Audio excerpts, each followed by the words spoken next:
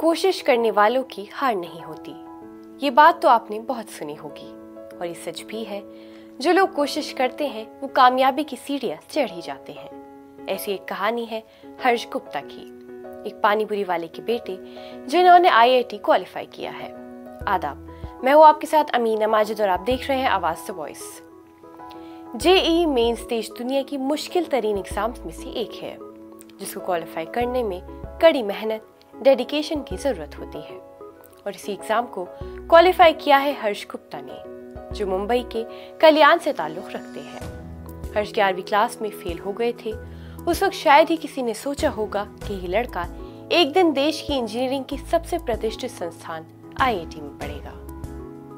लेकिन हर्ष ने हार नहीं मानी और आज वो IIT रुड़की में दाखिला लेकर हजारों युवाओं के लिए प्रेरणा बन चुके हैं।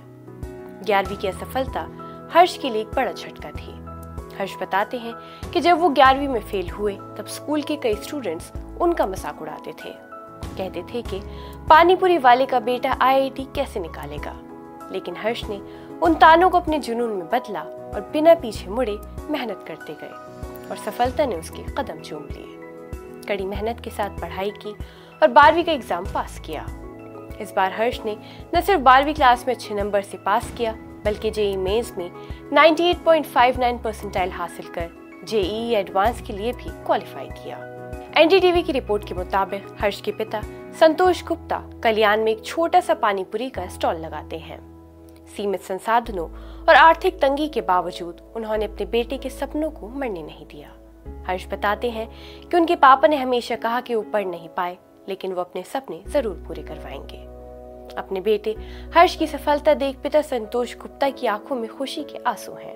वो कहते हैं, मैं भले ही पानीपुरी बेचता हूँ, लेकिन बच्चों के सपने के आगे कोई कमी नहीं आने दूंगा। हर्ष की सफलता मेरे लिए गर्व की बात है।